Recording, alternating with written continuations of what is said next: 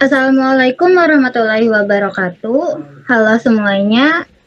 Di sini kami kelompok 9 akan menjelaskan bab 9 yaitu values atau bisa disebut dengan nilai. Sebelum masuk ke materinya, saya akan memperkenalkan diri terlebih dahulu. Saya Berliana Aulia Adinda sebagai pemateri pertama.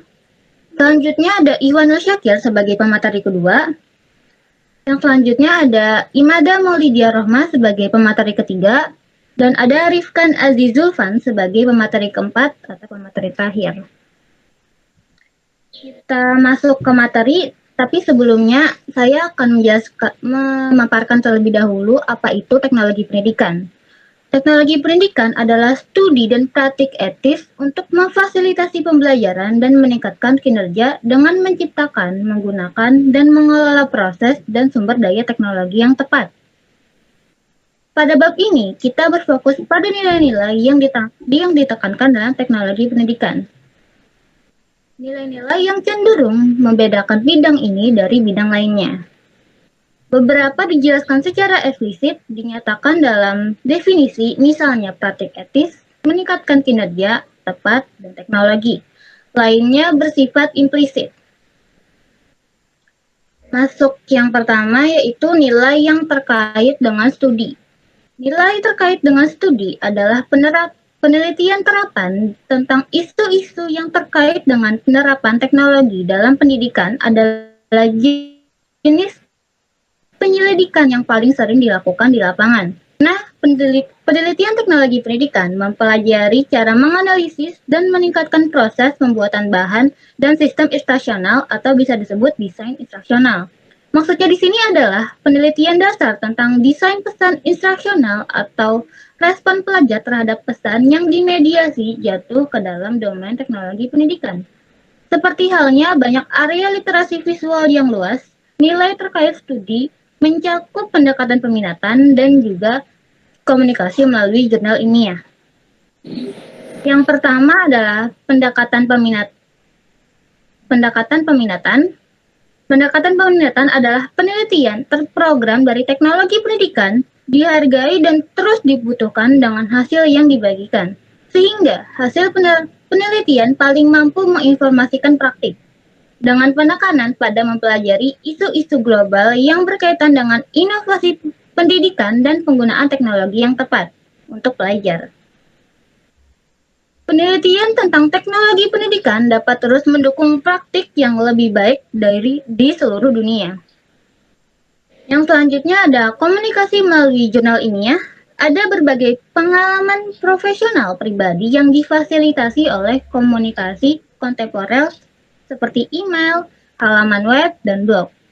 Tempat yang lebih tradisional untuk berbagi temuan dan pendapat, jurnal ilmiah terus memainkan peran penting dalam wawancara lapangan. Meskipun dalam beberapa tahun terakhir banyak jurnal yang didistribusikan secara online melalui World Wide Web daripada melalui percetakan dan pengiriman surat. Jadi dalam komunikasi melalui jurnal ilmiah mencakup 3 penilaian, yaitu yang pertama ada prestise tertinggi yang terdiri dari pertama penelitian dan pengembangan teknologi pendidikan, interaksi manusia komputer, kognisi dan instruksi, memori dan kognisi. Yang terakhir ada jurnal penelitian dan komputasi pendidikan. Selanjutnya ada yang tertinggi dalam menjaga up to date, yakni penelitian dan pengembangan teknologi pendidikan, kognisi dan instruksi, text trends, jurnal webnet. Yang terakhir ada penggunaan tertinggi di kelas yang mencakup teknologi pendidikan, penelitian dan pengembangan teknologi pendidikan, text trends, teknologi pembelajaran, dan yang terakhir komputer di sekolah. Oleh karena itu, teknologi pendidikan merupakan bidang interdisipliner dan artefaknya digunakan dalam berbagai latar. Tidak mengherankan jika literaturnya didistribusikan ke berbagai majalah. Namun demikian, ada beberapa jurnal-jurnal seperti penelitian dan pengembangan teknologi pendidikan, text trends, dan teknologi pendidikan yang melayani berbagai tujuan untuk segmen besar bidang, memberikan stabilitas dan kontinuitas dalam percakapan yang sedang berlangsung di antara para sarjana di lapangan. Selanjutnya akan dijelaskan oleh Ikhwanul Syakir. Silakan. Yang selanjutnya ada nilai terkait dengan praktik etis. Meskipun tidak ada bidang pendukung perilaku tidak etis atau menghilangkan pedoman etika, masalah etika yang menjadi perhatian khusus untuk teknologi pendidikan dapat dibedakan dari berbagai bidang. Kekhawatiran etika teknologi pendidikan berfokus pada proses penciptaan materi instruksional dan lingkungan belajar dan pada hubungan dengan peserta didik selama penggunaan materi dan lingkungan tersebut. Maksudnya di sini adalah tindakan pengajar yang tidak memikirkan tentang kebutuhan siswa yang berbeda-beda dalam menyerap informasi. Maka dari itu pentingnya desain instruksional agar bisa sesuai dengan nilai dan selalu up to date. Selanjutnya, meningkatkan akses pembelajaran. Meningkatkan akses pembelajaran termasuk dari nilai terkait praktik etis. Konsep akses ke pembelajaran tidak secara eksplisit muncul dalam definisi. Teknologi pendidikan memiliki komitmen implisit sebagai penggunaan teknologi informasi dan komunikasi untuk memperluas jangkauan pendidikan kepada mereka yang mungkin tidak dilayani. Misalnya, radio siaran luas telah digunakan untuk memperluas kesempatan pendidikan bagi penduduk pedesaan di banyak negara yang kurang berkembang di Asia, Afrika, dan Amerika Latin. Televisi juga telah digunakan untuk membawa pengajaran berkualitas ke ruang kelas di daerah, baik di negara maju dan kurang berkembang, dengan kekurangan guru yang berkualitas. Video conferencing digunakan setiap hari, khususnya di lingkungan perusahaan, untuk memberikan kesempatan pelatihan kepada peserta didik yang telah jauh dari fasilitas pelatihan pusat. Selanjutnya, nilai yang terkait dengan peningkatan kinerja. Teknologi pendidikan berkontribusi pada efisiensi dan efektivitas dalam mengejar tujuan pembelajaran dan kinerja. Kinerja dibahas dalam hal kinerja peserta didik, kinerja guru atau perancang, dan kinerja organisasi. Yang selanjutnya ada meningkatkan kinerja peserta didik. Meningkatkan kinerja peserta didik termasuk nilai yang terkait dengan peningkatan kinerja. Dalam meningkatkan kinerja peserta didik diperlukan fasilitas pembelajaran yang bukan hanya mengingat informasi jangka pendek, tetapi kemampuan jangka panjang untuk menerapkan pengetahuan, keterampilan, dan sikap dalam pengaturan dunia nyata. Sebuah sifat yang terkait dengan pembelajaran yang mendalam adalah kemampuan untuk mentransfer pengetahuan baru ke situasi baru, terutama di luar lingkungan belajar.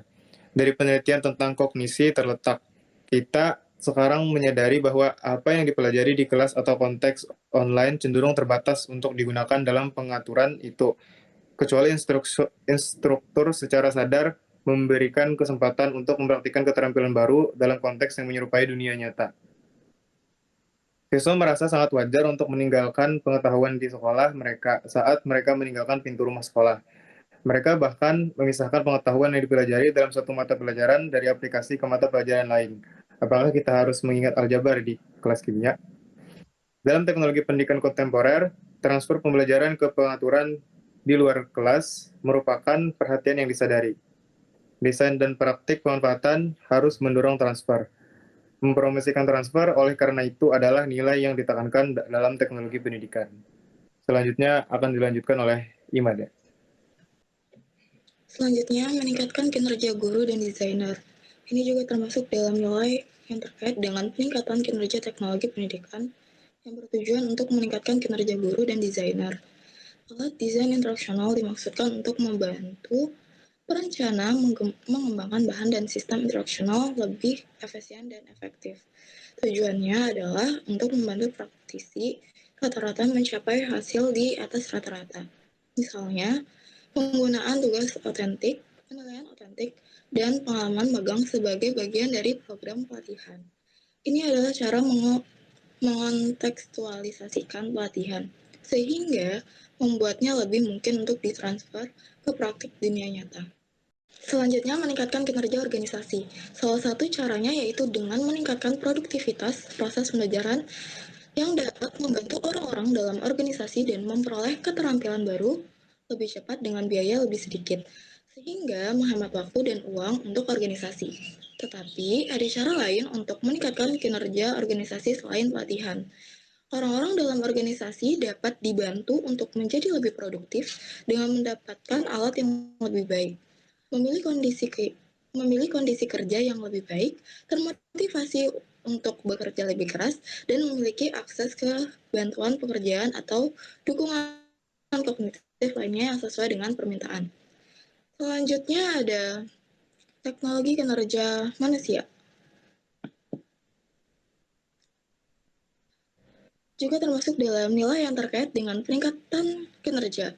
Beberapa profesional teknologi pendidikan, terutama mereka yang terlibat dalam perusahaan dan organisasi besar lainnya, melihat pekerjaan mereka di bawah payung HPT yang lebih besar. Dalam HPT, pendekatan teknologi diterapkan tidak hanya pada kegiatan instruksional, tetapi semua intervensi yang mempengaruhi orang-orang di tempat kerja. Tetapi, ada cara untuk meningkatkan kinerja organisasi selain pelatihan. Orang-orang dalam organisasi dapat dibantu untuk menjadi lebih produktif dengan mendapatkan alat yang lebih baik, memiliki kondisi kerja yang lebih baik, termotivasi untuk bekerja lebih keras, dan memiliki akses ke bantuan pekerjaan atau dukungan kognitif lainnya sesuai permintaan. Selanjutnya, ada nilai yang terkait membuat, menggunakan, dan mengelola. Desainer instruksional tidak dapat memotong dan menempelkan materi yang tepat dibuat sebelumnya sepanjang waktu. Mereka biasanya harus menghasilkan solusi baru dan materi baru. Instruktur yang menggunakan bahan yang dirancang harus membuat adaptasi di tempat karena setiap situasi memiliki aspek yang unik. Dengan demikian, teknologi pendidikan menggabungkan seni dan sains dalam praktiknya, dan ia menerima nilai-nilai keahlian serta nilai-nilai penyelidikan empiris. Selanjutnya akan dibacakan oleh Eci.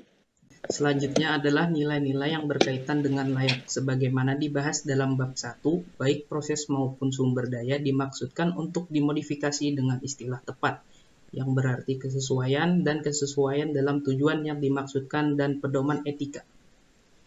Di dalam nilai-nilai yang berkaitan dengan layak juga memiliki proses kerja dan teknologi yang sesuai dengan pedoman etika. Proses kerja yang tepat ditangani oleh standar etika yang membutuhkan penggunaan praktik profesional yang baik. Sama seperti dokter diharapkan untuk mengikuti standar perawatan, demikian pula profesional lain yang berkewajiban untuk mengetahui dan mematuhi praktik terbaik saat ini di bidangnya. Sejumlah harapan ini dirinci dalam kode etik AECT. Praktisi diharapkan mengetahui, merekomendasikan, dan menggunakan teknik pemanfaatan yang sesuai dengan standar saat ini. Teknik-teknik tersebut harus dapat dibenarkan berdasarkan hasil yang telah terbukti, sehingga mengingatkan mereka akan kebutuhan untuk mengakses dan memahami hasil penelitian yang dipublikasikan. Di dalam nilai-nilai yang berkaitan dengan layak juga memiliki proses kerja, teknologi, dan juga sumber daya spesifik yang saling berkaitan dengan satu sama lain. Selanjutnya, nilai terkait dengan teknologi seperti yang dibahas dalam bab 1, istilah teknologi dimaksudkan untuk diterapkan pada proses dan sumber daya. Salah satu keunggulan dari bidang ini adalah komitmennya terhadap pendekatan yang sesuai dengan aplikasi sistematis dari ilmu pengetahuan atau pengetahuan terorganisir lainnya untuk tugas-tugas praktis. Bidang ini tidak label lain untuk proses dan sumber daya teknologi adalah teknologi lunak dan keras. Yang pertama mengacu pada cara berpikir tentang mengajar, belajar, dan menggunakan metode pemecahan masalah yang gesit. Yang terakhir mengacu pada perangkat keras dan perangkat lunak yang digunakan untuk benar-benar berkomunikasi dengan peserta didik. Teknologi informasi dan komunikasi, meskipun berpotensi memiliki kekuatan luar biasa dalam hal meningkatkan akses ke pendidikan serta menurunkan biaya atau mengurangi pengeluaran waktu, hanyalah pembawa pesan dan metode pendidikan. Kekokohan pesan dan metode tersebut pada akhirnya menentukan nilai program.